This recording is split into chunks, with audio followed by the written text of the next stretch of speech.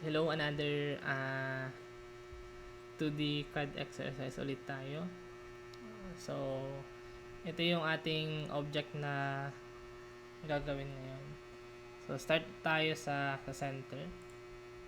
Circle, enter. Specify lang natin yung center point ng circle. Ito. Ayan, so dito tayo mag-start. So, yung gitna, itong pinaka-gitna niya, ang nakalagay, ang diameter ay 30. Kapag ka-diameter, i-select nyo itong diameter sa ilalim, i-click nyo to para yung circle na lumabas is naka-diameter siya. Tapos input nyo lang yung value ng diameter, 30, enter. Okay, so ito na yan. So next natin gagawin, ito. Ayan, so hanapin ngayon natin. So ito naman, ang diameter nito is 42. Circle lang ulit, circle, enter. Specify natin center point. So, diameter, D, enter, 42. Ayan. So, nakuha na ngayon natin tong arc na ito. So, next na gagawin natin is ilo-locate ngayon natin tong hole na ito. Ayan. So, para ma-locate yan, gagamitin ngayon natin ito as location ngayon ng para or coordinate para ma-locate natin to. Okay, so check lang natin. So ang diameter nitong dash line na ito ay 48. Circle lang ulit tayo. Ayan. So gamit tayo ng ibang linya para makita ninyo na yung reference. Layer. Ayan. Circle. So ang diameter nito is 48. D, enter, 48. Ayan. So yung red lang na linya na ngayon na to, siya yung gagamitin ngayon natin para ma-locate ngayon yung hole na ito. So para ma-locate yan, sabi dito, yung location ng hole is yung intersection daw nitong bilog na ito na may diameter na 48 tapos isang line na naka 30 degree angle. So kapag ka may mga angle na hinahanap, so punta lang kayo dito sa polar tracking, tapos hanapin nyo lang yung angle, kung ano yung angle na kailangan ninyo. Halimbawa, ang kailangan is 30 degree, 60 degree, and 90 degree. Select lang natin yan. So make sure na naka-on. Kapag ka naka-blue na, ibig sabihin naka-on. Tapos line tayo, line, enter. Mula dun sa center point, ngayon ilo-locate ngayon natin yung 60 degree. So ngayon, bakit 60 degree yung gagamitin natin? Kasi kung papansinin nyo ito, nasa loob siya ng 90 degree angle. Okay, ang kailangan lang is 30 degree, i-minus nyo lang yun sa 90. Ibig sabihin, yung angle nito, mula dun sa straight line na to, yung 48 diameter is 60. Okay? So ngayon, yung point of intersection nito, nung 60 degree line na to, tsaka nung circle na to na red, siya yung gagamitin natin as location nitong circle na to, or yung center point natin. So, ang diameter nito, nung hole, is D. Diameter 6. Tapos, yung labas naman, ang diameter ay 12.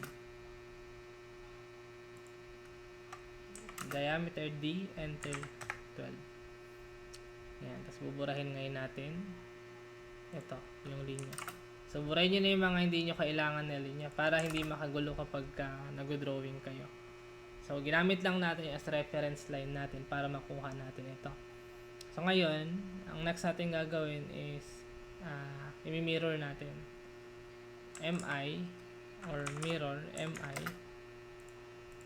enter. Tapos, hanapin nyo lang yung quadrant para ma-mirror siya ng eksakto. Tapos, click natin. No natin.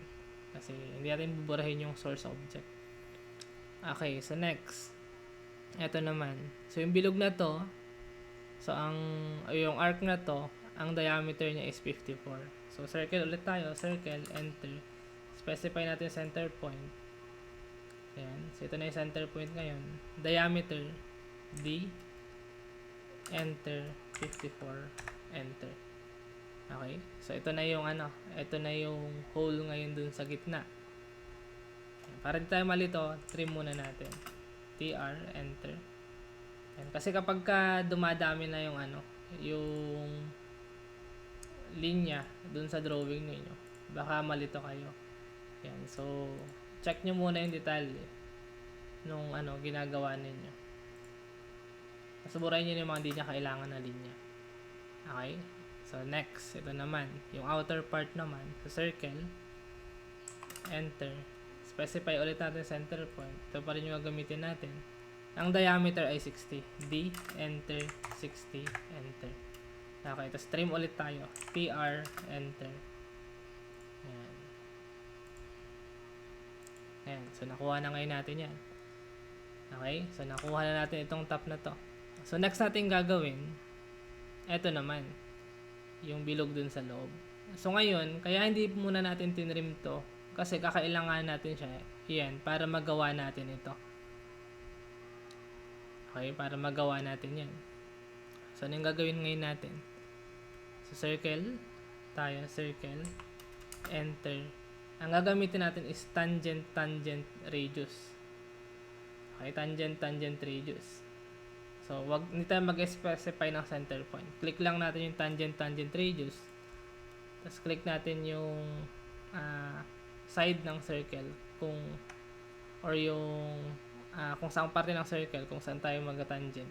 Dito. Tapos, specify natin yung radius 2. Enter.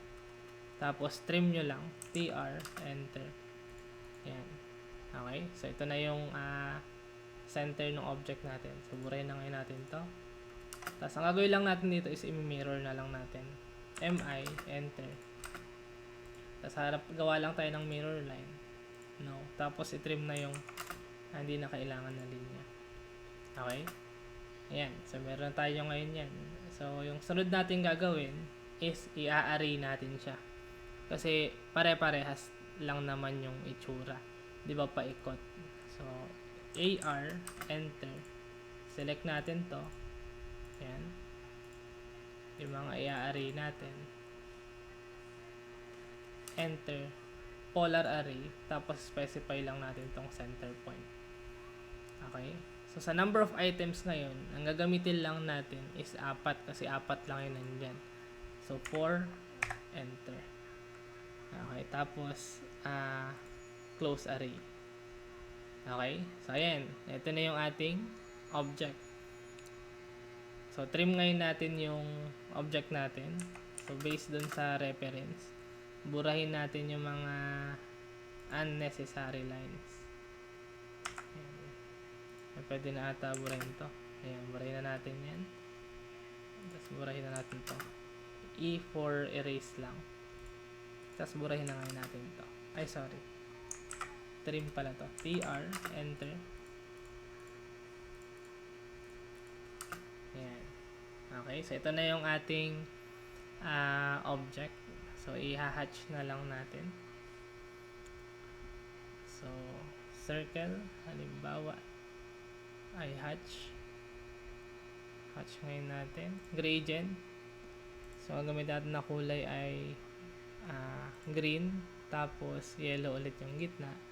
Tapos, yung hatch pattern niya, yung gitna is yung yellow. Kaya ito yung gagamitin natin. Ayan, tapos click lang natin to. Ayan. Tapos, close array na. Ayan. So, ito na yung ating object. Okay?